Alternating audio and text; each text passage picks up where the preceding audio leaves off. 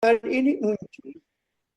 Pertanyaan ini muncul secara eksplisit dalam tuduhan seorang pribadi yang bernama dalam bahasanya Ayub itu ditulis Hasatan, artinya the setan. Itu ditulis di dalam ayat 9. Apakah dengan tidak mendapat apa-apa Ayub takut akan Tuhan? Pertanyaan ini dilontarkan begitu saja, dan pertanyaan ini juga menjadi pertanyaan besar bagi sebagian besar orang-orang percaya di segala zaman dan abad. Maka dengan demikian pusat pasal ini sebenarnya bukan sekedar tertuju kepada penderitaan Ayub, tetapi kemurnian, the purity relationship antara manusia dengan Allah. Jadi di sini Ayub kehilangan harta, kehilangan pekerja, bahkan seluruh anaknya. Tetapi respon akhirnya itu adalah ditulis di dalam ayat 21, Tuhan yang memberi, Tuhan yang mengambil, terpujilah nama Tuhan. Jadi pasal ini berakhir dengan penilaian penulis daripada kitab Ayub yang merupakan tokoh yang menjadi saksi sejarah daripada penderitaan Ayub atau kisah Ayub.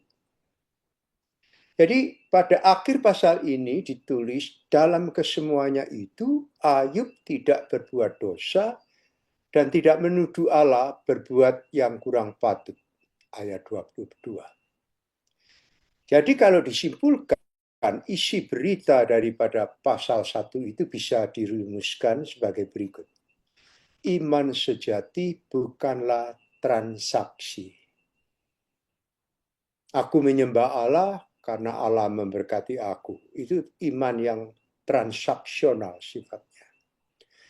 Tetapi iman sejati tetap mengakui Allah sebagai Allah, bahkan ketika alasan-alasan lahiriah untuk menyembah Tuhan Allah itu sendiri telah rontok, telah runtuh, dan tidak memiliki fondasi atau alasan untuk tetap atau keep believing in God.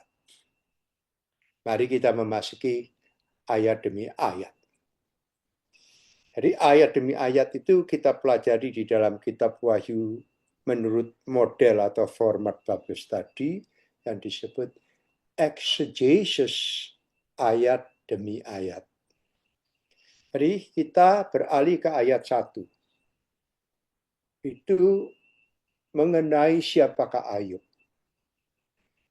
Dan siapakah Ayub itu nanti, saudara perhatikan, menjadi model daripada orang Kristen, orang percaya, sebagaimana yang dikehendaki oleh firman Allah.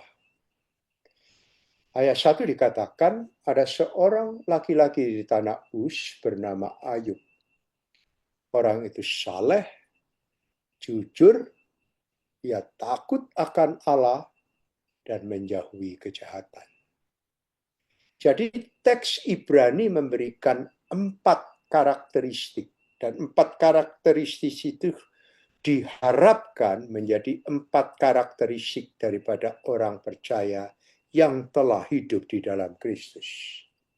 Yang pertama itu, karakteristik yang pertama itu dalam bahasa Ibrani disebut tam. Artinya blameless, utuh, berintegritas, dan tidak ada kesempatan bagi kita kalau kita melihat seantero sebuah kehidupan tidak didapati adanya blameless, adanya cacat adanya cacat atau dikatakan blameless, tidak bercacat. Tetapi bukan berarti Ayub tidak berdosa. Kata tam dalam bahasa Ibrani menunjuk kepada keutuhan atau integritas hidup orang percaya. Tidak hidup dalam kemunafikan atau kejahatan tersembunyi sebagai pola hidupnya. Jadi apa yang di luar dengan yang di dalam itu adalah sama, yaitu munculnya suatu keutuhan atau integritas kehidupan dari orang yang menyembah Yahweh. Yang kedua adalah yasar atau yatsar. Yasar itu upright, lurus, benar dalam perilakunya terhadap sesama. Jadi sesama itu tidak memiliki kesempatan untuk menghakimi Ayub, menjelekkan Ayub, atau mengata-ngatai Ayub. Oleh karena didapati menurut kesaksian daripada Yahweh itu sendiri, bahwa Ayub itu memiliki yasar atau lurus benar dalam perilakunya terhadap sesama. Karakteristik yang kedua yaitu Yire Elohim, takut akan Allah. Nah, ini bahasa hikmat sebetulnya, saudara. Wise language atau the language of wisdom. Jadi bisa dibandingkan dengan Ayub 28 ayat 28 yang dikatakan bahwa takut akan Tuhan adalah hikmat. Jadi dikenal bahwa Ayub itu adalah orang percaya yang penuh dengan hikmat. Sehingga didapati dari awal sampai pada akhirnya, Ayub itu adalah pribadi yang punya Yireh Elohim.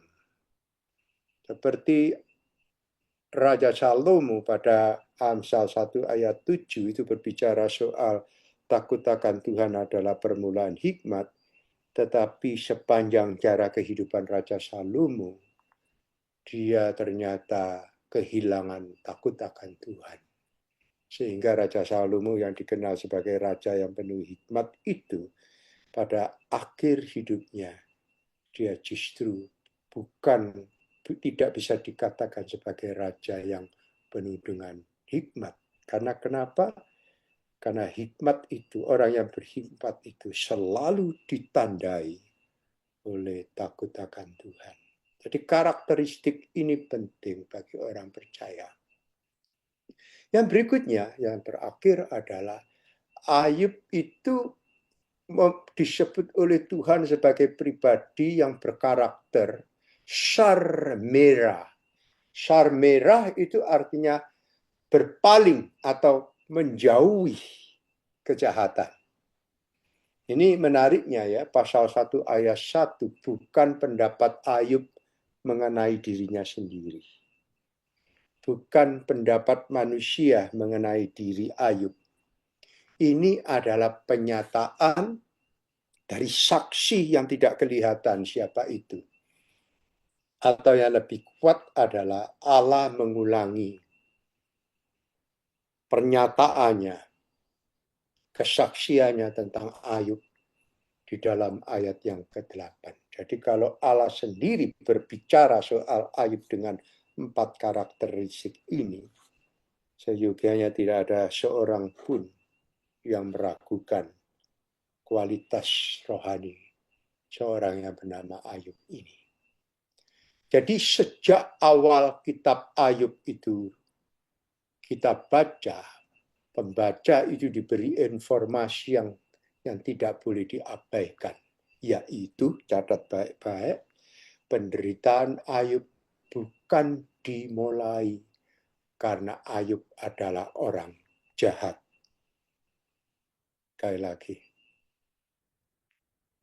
dari pasal 1 ayat 1 itu kita mendapat berita penderitaan seorang anak manusia yang bernama Ayub bukan dimulai karena Ayub adalah orang jahat.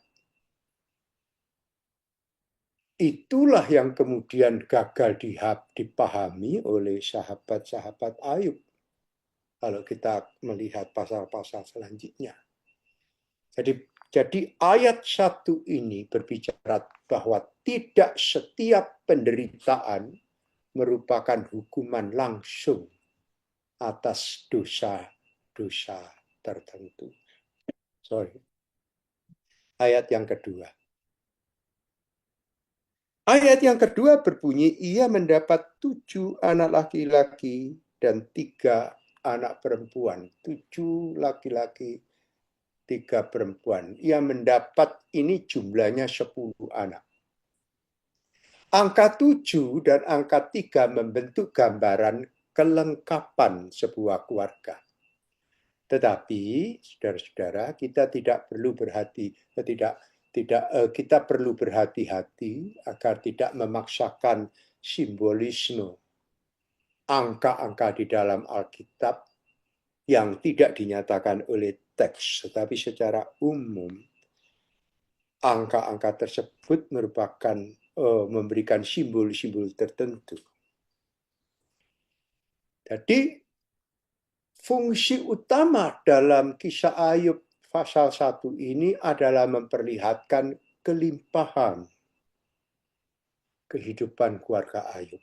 Jadi anak laki-laki 7, anak perempuan 3, jumlahnya 10 itu memberikan satu gambaran yang jelas tentang kelimpahan kehidupan keluarga Ayub yang luar biasa.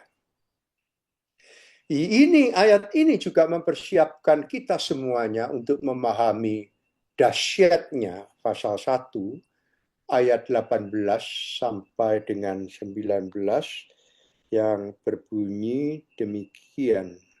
Sementara orang itu berbicara, datanglah orang lain dan berkata berurut-urutan tentang musibah bencana yang menimpa Ayub. Nah, jadi nanti kita bisa memahami itu pada saat Ayub itu mencapai puncak kehidupan yang hebat, yaitu dia berhasil membawa keluarganya itu bukan saja memiliki karakteristik rohani yang melimpah ruah, tetapi juga punya kehidupan keluarga yang berlimpah ruah juga. Nanti yang akan hilang bukan angka, saudara-saudara. Yang akan hilang adalah anak-anaknya. Jadi berita utama dari ayat 2 itu adalah, perhatikan baik-baik, penderitaan Ayub nantinya bukan kehilangan benda, keluarga, atau hal-hal fisik, bukan hanya itu. Penderitaan itu masuk ke pusat kasih di dalam keluarganya yang dibarengi dengan hancur secara total. Keluarganya ludes dalam tempo yang bersamaan. Itu puncak berita daripada ayat yang kedua. Mari kita hitung sekarang kekayaan Ayub di dalam ayat yang ketiga. Ayub itu mempunyai 7.000 kambing domba, 3.000 onta, 500 pasang lembu, 500 keledai betina, dan sangat banyak budak-budak atau pegawai-pegawai karyawan dan karyawati yang bekerja dan mencari nafkah, mencari kehidupan melalui pekerjaan yang ada yang disediakan di rumah dan keluarga Ayub. Kemudian saksi yang tidak kelihatan itu memberikan kesimpulan. Orang itu atau Ayub adalah orang yang terkaya dari semua orang di sebelah timur. Dalam ekonomi dunia kuno, saudara-saudara, ternak adalah modal ekonomi yang di dalamnya meliputi makanan, transportasi, pertanian, perdagangan, dan status sebuah pribadi atau keluarga. Jadi Ayub bukan sekedar orang kaya, Tetapi Ayub adalah figur dengan kekuatan ekonomi yang luar biasa besar. Dikatakan oleh beberapa komentator terkenal, bahkan Ayub itu lebih kaya raya daripada Abraham sendiri. Ini penting untuk kita ketahui karena pasal ini sengaja memperlihatkan sesuatu yang kemudian akan dibongkar satu demi satu di dalam kitab Wahyu. Yaitu pertama adalah keluarga yang hidupnya berkelimpahan. Jadi memiliki kepemilikan atau possession yang berkelimpahan. Kemudian memiliki servant, para budak, para pekerja, para karyawan-karyawati. Dan keluarga Ayub itu dikenal memiliki social greatness. Satu status sosial yang sangat-sangat mutakhir pada zaman itu. Jadi ayat 3 itu memberikan satu berita kepada kita semuanya. Ayub memiliki banyak hal. Tetapi pertanyaan pasal ini adalah, apakah yang dimiliki Ayub adalah alasan Ayub untuk tetap mencari Tuhan dan takut akan Tuhan? Kita jangan membahas itu dulu ya nanti. Kita memasuki ayat 4 sampai dengan 5. Kita berbicara soal Ayub sebagai orang yang saleh, atau kita berbicara soal kesalehan Ayub sebagai ayah. Ini perlu kita tiru dalam kehidupan kita sehari-hari. Sesudah masa perjamuan atau makan-makan atau pesta atau bekerja dan sebagainya, ini yang dilakukan oleh Ayub. Memanggil anak-anaknya satu demi satu dalam doanya dan menguduskan mereka. Keesokan harinya pagi-pagi, dikatakan, bangunlah Ayub, lalu mempersembahkan korban bakaran sebanyak jumlah mereka sekalian. Jadi anak-anaknya itu dikuduskan, dibuat saleh dari kekafiran, dari kemunafikan, dari yang dosa yang terlihat ataupun tidak. Dan itu dilakukan oleh Ayub sebagai seorang ayah yang saleh. Alasannya ialah, mungkin anak-anakku sudah berbuat dosa dan telah mengikuti Allah di dalam hati. Ayub tidak tahu itu. Tetapi Ayub mengatakan mungkin. Oleh sebab itu anaknya mengutuki Allah atau berbuat dosa dalam hatinya. Tetapi Ayub tidak tahu. Namun Ayub mengambil keputusan untuk memohon pengampunan dosa kepada Tuhan melalui doa-doanya. Perhatikan di sini saudara-saudaraku yang kukasihi. Ayub tidak menuduh anak-anaknya pasti berbuat hal-hal yang tidak berkenan kepada Tuhan atau berbuat dosa. Tetapi Ayub berkata, ulai, bahasa Ibrani, artinya mungkin. Hal ini menunjukkan kesungguhan hati nurani Ayub terhadap Allah. Bahkan mengenai kemungkinan dosa yang tidak kelihatan, yaitu yang tersimpan di dalam hati. Begitu intens Ayub itu membawa kehidupan rohani anak-anaknya yang paling rahasia, yang tidak diketahui oleh Ayub sendiri, tetapi mungkin ulai sudah diketahui oleh Tuhan. Dan ini saudara dikatakan dalam ayat ini, demikianlah dilakukan Ayub senantiasa. Jadi kesalahan Ayub bukan tindakan sesaat, saudara, tetapi continuity. Jadi kita bayangkan bahwa selain Ayub itu seorang pribadi yang punya 4 karakteristik atau golden karakter, tetapi dia betul-betul seorang ayah yang kudus, hidupnya kudus, saleh. Itu bukan satu action, saudara. Ini merupakan karakter.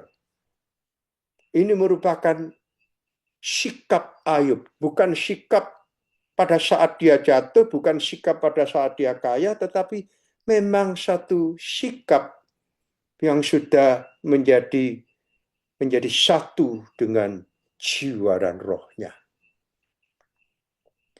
Dan ini memperkuat saudara-saudara berita di dalam pasal 1 ayat 1 bahwa Ayub memang betul-betul atau sungguh-sungguh genuinely pribadi yang yere Adonai, takut kepada Allah. Jadi berita penting di dalam ayat yang ke-4-5 ini adalah iman sejati bukan hanya terlihat ketika krisis datang. Iman sejati sudah menjadi kebiasaan sebelum krisis yang paling kecil sampai krisis yang paling kritikal itu datang. Itu yang disebut iman yang sejati, yang disebut genuine faith, true faith. Ayat yang ke-6. Ayat yang ke-6 itu sekarang scene-nya atau pemandangannya berpindah dari bumi menuju surga, dibawa oleh penulis kitab Ayub, berpindah dari bumi ke surga. Dan apa yang sedang terjadi di dalam surga itu sama sekali di luar pengetahuan Ayub sebagai orang percaya. Inilah yang terjadi di surga. Pada suatu hari datanglah anak-anak Allah menghadap Tuhan, dan di antara mereka datanglah juga Satan, yaitu iblis. Nah, sekarang pembaca mengetahui sesuatu yang Ayub sendiri tidak ketahui. Dan ini sangat penting bagi seluruh kitab Ayub. Ayub hidup di dalam earthly scene, suatu dimensi, pemandangan, atau hal-hal yang dia ketahui di bumi saja. Tetapi pembaca, yaitu kita semuanya, diperlihatkan satu pemandangan surgawi, heavenly scene, yaitu munculnya anak-anak Allah atau Bnei Ha-Elohim. Bnei Ha-Elohim, anak-anak Allah. Jadi di dalam konteks perjanjian lama ini menunjuk bahwa kepada makhluk-makhluk surgawi, bukan manusia biasa. Selain Bnei Ha-Elohim atau anak-anak Allah, kemudian muncul juga yang disebut Ha-Satan. Secara literal, the Satan atau the accuser, musuh, the adversary. Jadi artikel H atau Ha-Satan, yaitu kata H ini diterjemahkan the, itu harus kita garis bawahi sebagai hal yang penting. Karena Ayub pasal 1-2 istilah tersebut berfungsi sebagai gelar atau peran. Jadi yang disebut Satan atau the accuser bukan sekedar nama pribadi. Sebagaimana penggunaan setan, kata setan, yang kemudian berkembang menjadi pengertian yang lebih luas pada hari ini. Cuman berita utamanya dari ayat 6 ini adalah ada realitas di balik penderitaan yang tidak selalu dapat dilihat oleh orang yang sedang menderita. Jadi, misalkan saya sakit, saya masuk emergency room 3 kali sampai 4 kali. Saya terkena sepsis. Tapi yaitu keracunan darah, keracunan di otak, keracunan jantung. Saya juga mengalami masa kritikal yang luar biasa. Kidney saya gagal, saya harus cuci darah, kemudian liver saya terluka, paru-paru saya juga terkena sepsis itu, kesemuanya. Bahkan dokter mengatakan kita hanya punya 2 option. Kita berusaha keras untuk mempertahankan hidupnya, atau pada akhirnya we need to let him go. Saya tidak melihat itu. Saya tidak melihat hal-hal yang dilihat oleh dokter. Itu sama dengan apa yang dialami oleh Ayub.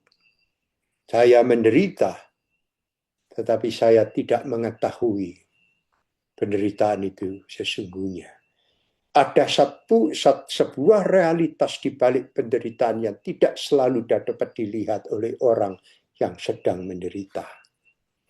Tetapi dalam saat-saat seperti itu, sebetulnya saya harus istirahat, berbaring tanpa daya, seperti vegetatif, berbulan-bulan lamanya. Dan saya harus dirawat di rumah sakit 12 hari paling sedikit. Ternyata saya mengalami 6 kali mujizat. Dan sekarang semuanya sudah normal, bahkan kidney saya yang seharusnya cuci darah karena fungsinya itu tinggal di bawah 2. Sekarang fungsi kidney saya itu 86,6, perfect. Itu mujizat Tuhan, mujizat dari Tuhan. Jadi ada realitas yang bekerja, baik realitas yang dikerjakan oleh setan, tapi juga ada realitas yang dikerjakan oleh Tuhan. Dalam situasi seperti itu, ternyata Tuhan Allah itu tetap bekerja tanpa henti bagi seorang anak manusia, termasuk seperti saya baru-baru ini.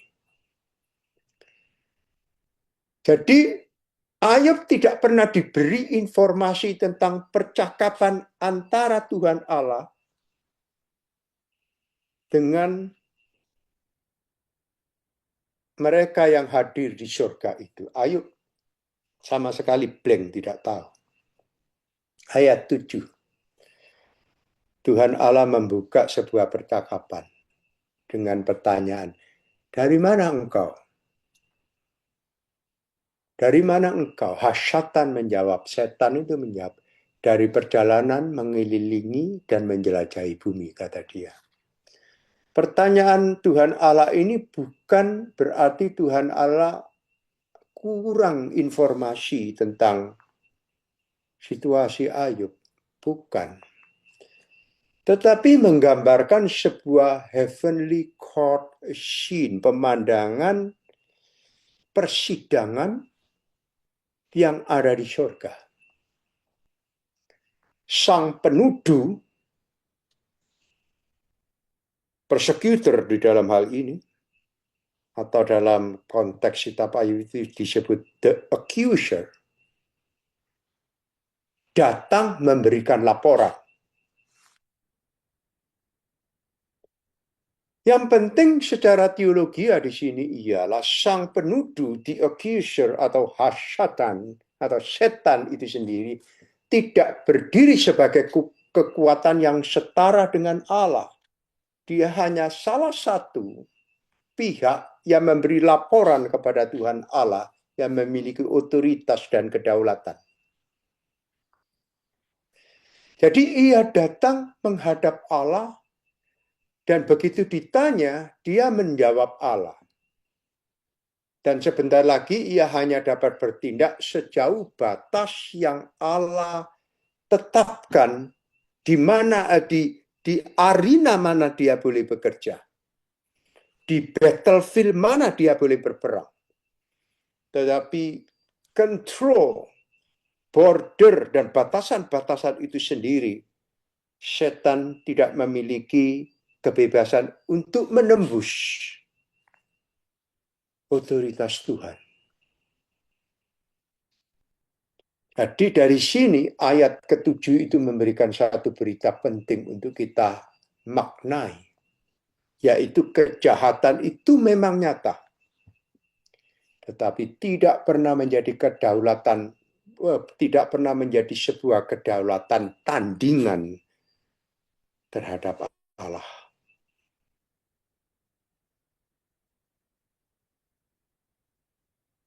Itu ayat 7. Ayat yang ke-8 sekarang. Ayat yang ke-8 itu berbicara Allah sendiri memberikan kesaksian tentang Ayub. Apakah engkau memperhatikan hambaku Ayub? Kata Tuhan Allah kepada setan. Dia bertanya, apakah engkau memperhatikan abdi Ayub? Abdi hambaku Ayub. Kemudian Allah sendiri mengulangi 4 karakteristik dari ayat yang pertama tadi. Apa yang diulang di dalam ayat-ayat di dalam Alkitab itu merupakan sesuatu ketegasan bahwa itu amin. Ya, benar dan pasti. Dan ini menjadi satu lentera buat kita. Bahwa kita juga seharusnya memiliki 4 karakteristik emas ini. Yang pertama, tam, yasar, yiri Elohim, sarmera. Tidak bercacat, lurus dan benar, takut akan Tuhan, dan tidak pernah beralih kepada kejahatan. Jadi ayat 8 ini adalah kontrol penafsiran terhadap penderitaan Ayub. Ya, Ayub itu dikenai penderitaan yang hebat, luar biasa, yang tidak pernah terjadi di sepanjang sejarah hidup manusia. Pada saat dia sedang berada dalam golden karakteristik atau heavenly karakteristik yang didapati oleh Tuhan sendiri, bahwa dia itu tidak bercacat, dia itu benar, lurus hidupnya, takut akan Tuhan, dan tidak pernah berpaling kepada kejahatan. Dan ini akan terlihat walaupun Ayub memiliki karakter surgawi yang luar biasa itu, tetapi dia tidak imun terhadap penderitaan. Maka dari ayat 8 ini kita bisa berkata Ayub menderita bukan karena dosa besar yang disembunyikannya. Ayub itu sebenarnya bertentangan dengan penilaian Allah dalam ayat pasal 1 ayat 8, sehingga dia menderita. Sebagaimana kawan-kawan mengaccuse Ayub seperti itu, bahkan setan sendiri menuduh Ayub hanya takut Tuhan, blameless, upright, tidak pernah beralih kepada Tuhan karena Tuhan memagari dia dengan kemakmuran. Tuhan yang ngejoki dia dengan kekayaan berlimpah-limpah. Itu penilaian daripada setan. Jadi berita utama ayat 8 itu apa? Allah mengetahui karakter seseorang lebih dalam daripada penilaian manusia terhadap penderitaannya. Ayat 9. pertanyaan besar seluruh Alkitab tertulis di dalam ayat 9. Yaitu, apakah dengan tidak mendapat apa-apa, Ayub takut akan Allah? Hahinam yare Iyub Elohim. Hahinam yare Iyub Elohim. Kata yang terpenting di sini hahinam. Hahinam itu artinya for nothing. Without cause. Without reward. Apakah dengan tidak mendapatkan apa-apa, tidak mendapatkan reward, tidak memperoleh saluran dari tangan Allah, ha'inam yare Iyub Elohim, apakah Ayub tetap memiliki takut akan Tuhan? Kalau dilontarkan pertanyaan ini kepada saudara-saudara, apakah dengan tidak memiliki apa-apa, tidak menerima apa-apa, doa tidak dijawab oleh Tuhan, penyakit terus menggerogoti, bahkan kita sampai kehilangan segala-galanya, apakah saudara masih memiliki takut akan Tuhan? Pertanyaannya ini bukan apakah Ayub beragama. Itu sudah jelas, Ayub itu adalah penyembah Yahweh, Yahweh worshiper. Mengapa Ayub kemudian takut kepada Allah? Alasannya, menurut setan, karena engkau Allah memberikan berkat, maka Ayub itu worship you. Sehingga apabila berkat itu dihapus, hingga urutannya menjadi ada Allah, no blessing, maka sudah aku pastikan menurut kesaksian hasatan setan, Ayub will reject to worship you. Ayub akan menolak untuk menyembah engkau. Pada zaman ini banyak sekali orang yang pada akhirnya menghujat dan meninggalkan Allah oleh karena ada Allah, but no blessing, no healing, no money. Akhirnya menolak Tuhan Allah sendiri. Ini tuduhan yang diajukan oleh hasatan setan. Kesalehan Ayub sekali lagi saudara-saudara ingin dibuktikan oleh setan. Kesalehannya itu adalah transaksional. Dia menjadi believer yang transaksional. Ada transaksi antara engkau Tuhan Allah dengan Ayub. Ini adalah misteri teologi yang terbesar di dalam sejarah kehidupan orang yang disebut orang percaya.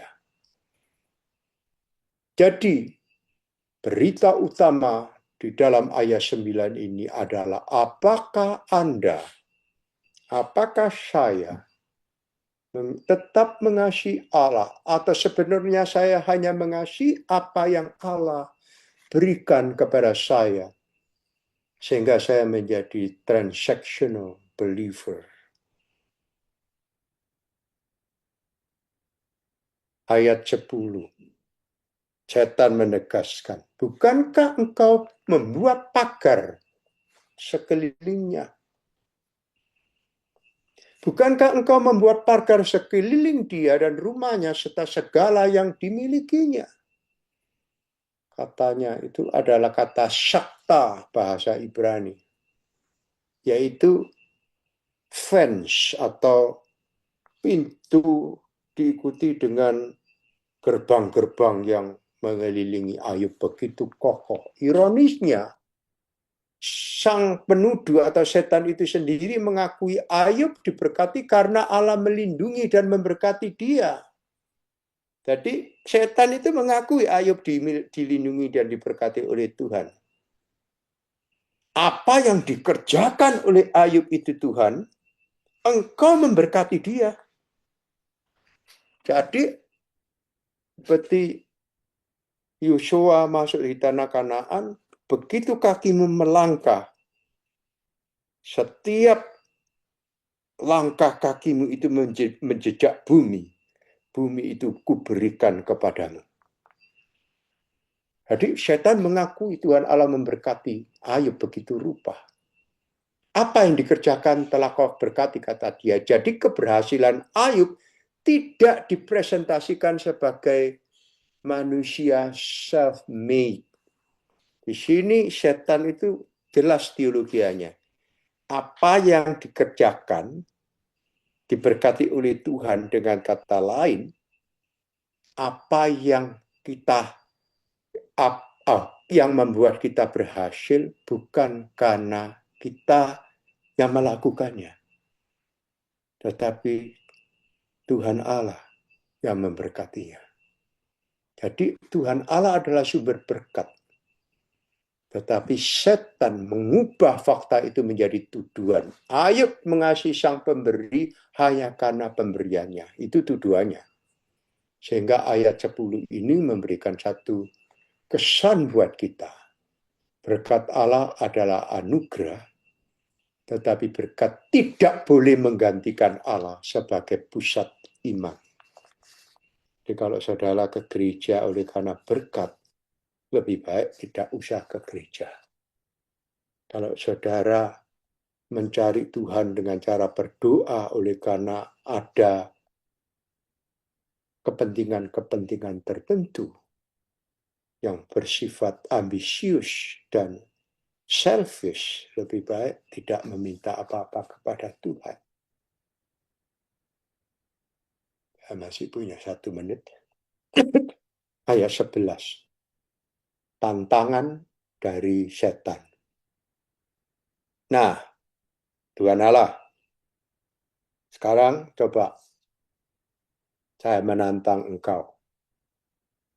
Ulurkanlah tanganmu dan jamalah segala yang dipunyainya. Aku jamin Ayub pasti mengutuki engkau di hadapanmu. Ini prediksi daripada setan. Jadi kalau belonging itu diambil, kalau kestabilan hidup diambil, kesehatan itu diambil, kedamaian sejahtera itu diambil, seorang anak manusia diyakini oleh setan pasti akan menghujat Tuhan. Banyak yang mengalami itu. Tetapi apakah Ayub mengutuki Allah ketika hartanya hilang? Perhatikan bagaimana ini hubungannya langsung dengan pasal 1 ayat 5. Ayub takut mungkin anak-anaknya mengutuki Allah. Ayub takut sekarang sang penuduh berkata Ayub sendiri akan mengutuki Allah. Narasi itu, kisah ini membangun ketegangan yang luar biasa, saudara. Pada satu sisi, Ayub itu bukan takut kehilangan harta benda dan sebagainya. Dia takut anaknya itu mengutuki Allah di dalam hatinya. Nah, dengan kata lain, saudaraku yang dikasihi Tuhan, Ayub sendiri bagaimanapun kondisi dan situasinya tidak memiliki hati dan keberanian untuk mengutuki Allah. Jadi ayat 11 itu memberikan kita berita. Ujian akan mengungkap apakah Allah adalah tujuan iman kita atau hanya sarana menuju berkat. Sampai di sini. Ya, ada pertanyaan? Ada yang mau tanya? Tanya, Pak Richard. Yang online, apa yang di rumahnya siapa? Cifoni? Ada itu Om David.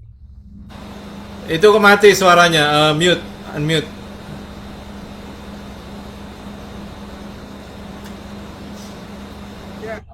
bertanya, kenapa Tuhan mengizinkan? Padahal Ayub orang benar, kenapa Tuhan membiarkan itu terjadi?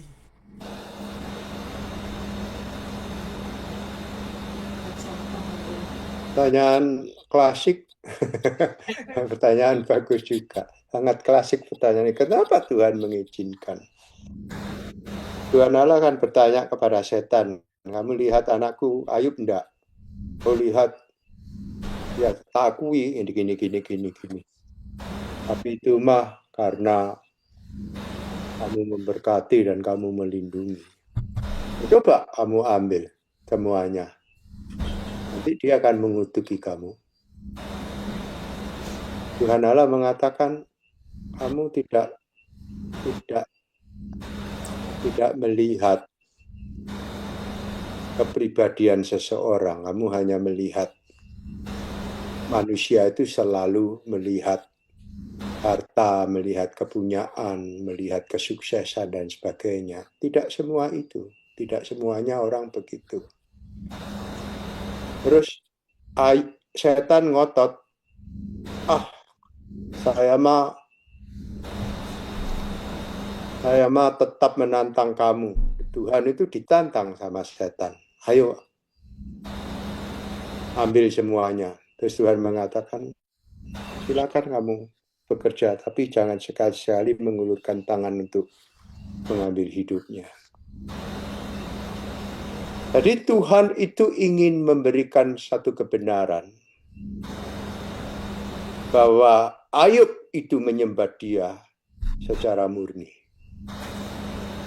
Dan ini juga menjadi pembelajaran buat kita. Tidak semua orang Kristen atau orang percaya itu takut akan Tuhan oleh karena situasional, oleh karena harta, oleh karena kesehatan dan sebagainya. Masih banyak orang-orang yang sungguh-sungguh memiliki iman yang murni dan benar, seperti anggota gereja Maranatha, murni, menjadi orang Kristen yang murni. Amin. Ya, pertanyaan lain? Ini kalau nggak saya bertanya, Pak. Boleh. Ya, itu kan tadi menjelaskan mengenai ada dua pertanyaan. Pertama, takut akan Tuhan. Itu maksudnya apa? Maksudnya takut mentaati perintahnya atau takut seperti takut? Kan ada juga ayat yang bilang Tuhan itu sahabat kita, Tuhan penuh kasih, begitu kan? Nah, kalau takut itu takut seperti yang bagaimana? Dan juga yang kedua, pertanyaan kedua, tadi kan menyebut tentang Salomon. Salomon itu di akhir hidupnya dikatakan tadi tidak takut dengan Tuhan. Tapi kan ada tiga Alkitab yang dipakai di Alkitab kita, Khotbah, Amsal. Nah, bagaimana itu kalau dia tidak istilahnya tidak takut dengan Tuhan, kenapa kitabnya kok dipakai di Alkitab kita? Silakan, Pak. Pertama adalah kata Yire Elohim, takut akan Allah. Kata Yire itu tidak mengandung dimensi terrorize. Takut karena teror. Takut oleh karena Tuhan itu mengerikan. Takut oleh karena Tuhan itu seperti makhluk yang haus darah. Tapi disebut Yire Elohim. Suatu kenikmatan, adoration, atau kenikmatan hormat, satu kenikmatan tahluk sepenuhnya kepada Tuhan. Jadi tahluk itu karena dia takjub melihat dan merasakan kemuliaan, kedahsyatan, dan kedaulatan Allah. Dia takjub. Nah, takjub itu membuat dia itu merasa tahu ya, hormat, melihat Tuhan saja dia tidak berani. Dan dia merasakan begitu tinggi, begitu mulia, sampai menyebut Yahweh saja tidak berani. Dia harus menyebut Adonai. Itu yang disebut Yire. Jadi bukan takut oleh karena horrible Lord, bukan. Dia takut oleh karena the awesome God. Dia takut oleh karena the glorious God. Nah, dikatakan di dalam kitab Ibrani dan kitab-kitab yang lain bahwa Ha'amashiach adalah the Shekinah Adonai. Cahaya kemuliaan Allah begitu berhadapan dengan cahaya kemuliaan Allah, the Shekinah Yahweh. Tidak ada seorang pun yang memiliki keberanian untuk melirik atau melihat langsung. Karena mereka takjub dan ketakjuban ini diikuti dengan perasaan hormat yang begitu dalam. Dan pada saat dia takut dan hormat, dia itu menaklukkan diri di hadapan Tuhan seperti debu tanah itu disebut yire. Nah, kemudian mengenai kenapa pada akhir hidupnya Salomo itu kehilangan takut akan Tuhan, tapi menjelang Salomo akan mati,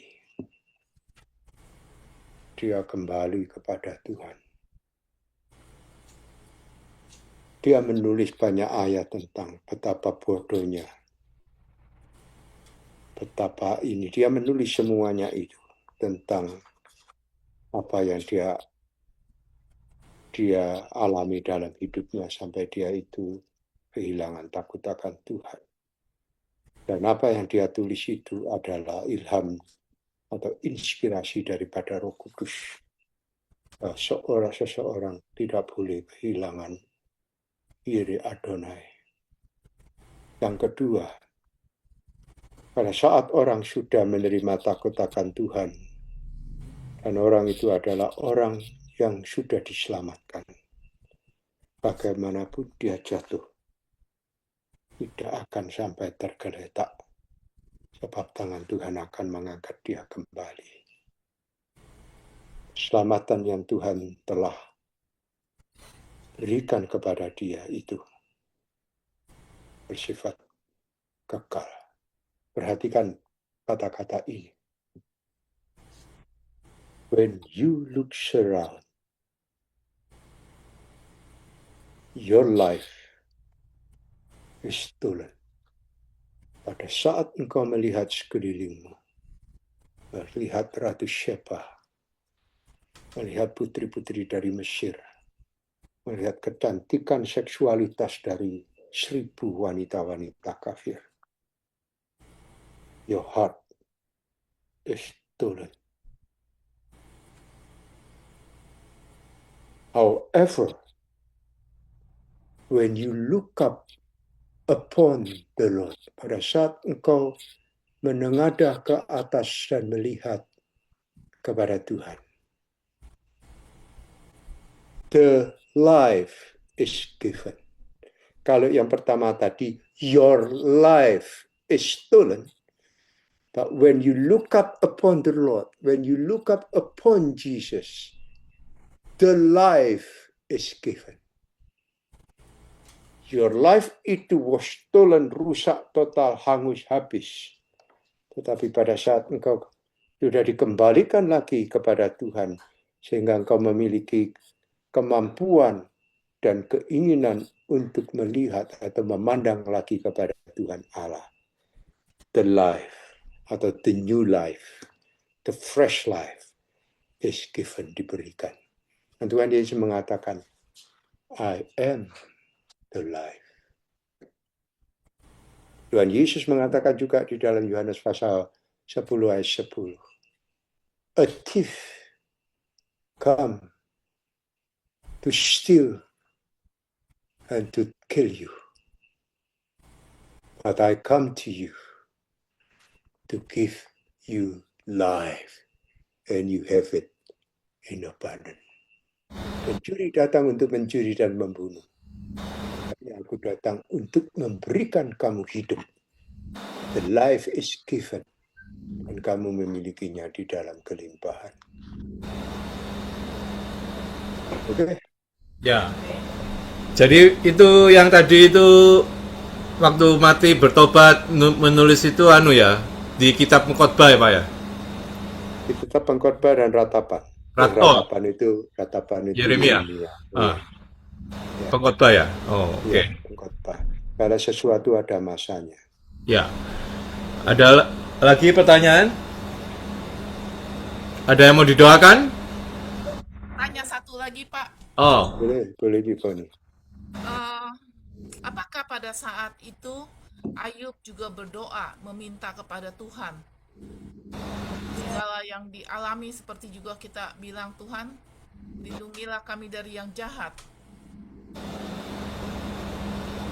Ayub mengatakan di dalam pasal 1 ayat berapa itu 12 atau berapa itu mengatakan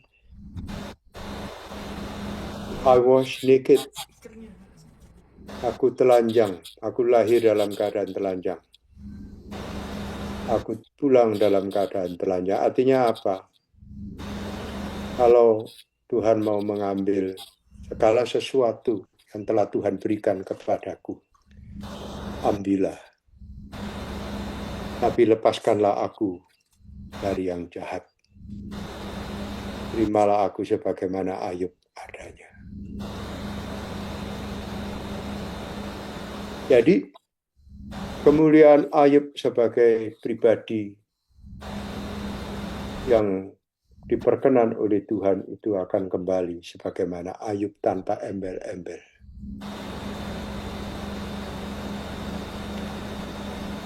Oke? ya. Ada lagi? Kalau nggak ada, doa berkat, Pak. Doa penutup dan doa berkat. Terima kasih ya Tuhan, Kau sudah membimbing, menuntun, memberkati anak-anak-Mu di 2 tempat, bahkan beberapa tempat on-site dan online. Dengan berkat rohani yang dikirimkan oleh Roh Kudus melalui pemberitaan firman malam hari ini. Yang sakit Engkau jamah Tuhan, yang letih lesu dan berbeban berat, mari Engkau beri kelegaan. Bagi mereka yang mengalami kegetiran dalam hidup, mengalami kegelisahan, mengalami duka nestapa, mengalami kekalutan dalam hidup, mari Tuhan angkat satu persatu dan berikanlah sukacita yang melampaui segala akal. Kau Maha Baik Tuhan, Engkau cinta dan sayang kepada kami sekalian. Dan akhirnya saudara-saudara, arahkanlah hatimu kepada Tuhan dan terimalah berkat. Kiranya anugerah dan sejahtera dari Tuhan Yesus Kristus, kasih daripada Allah Bapa yang tidak berkesudahan, berkat jamahan, bimbingan, bahkan pembelaan daripada Allah Roh Kudus, kiranya diberikan kepada saudara-saudara sekalian, bahkan mengalir dengan limpahnya bagaikan aliran air sungai hidup. Mulai hari ini sampai Maranatha, Tuhan Yesus datang kedua kali. Haleluya. Amin. Oke, saudara, selamat malam. Saya mohon pamit. Goodbye. Bye. Bye. Lily. Bye. God bless. God bless. Mau ketemu hari? Udah ketemu. Miss you. Miss you too. Merry Christmas. Congratulations. Congratulations, udah baik kan ya? Udah sehat. Sehat. Tuhan, Oh, udah baik kan. oke. Kapan kembali? Next month. Next month. Okay. Ya, Oleh-oleh. ya. Bulat ya kamu? Apa?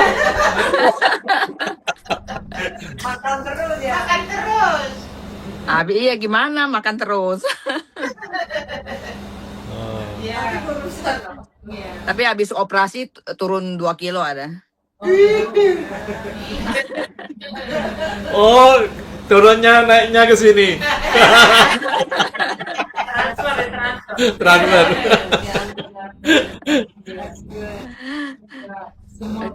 Semua sehat-sehat keluarga. Ya puji Tuhan. Besok Geli ke Kuala Lumpur ya?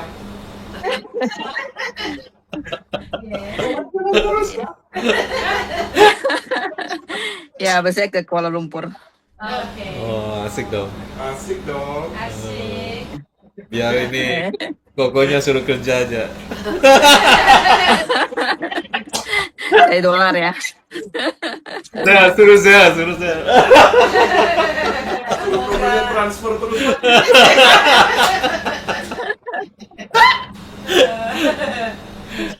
Bye. Okay, see you next month. Oh, thank you. Goodbye. I'll be back. God bless.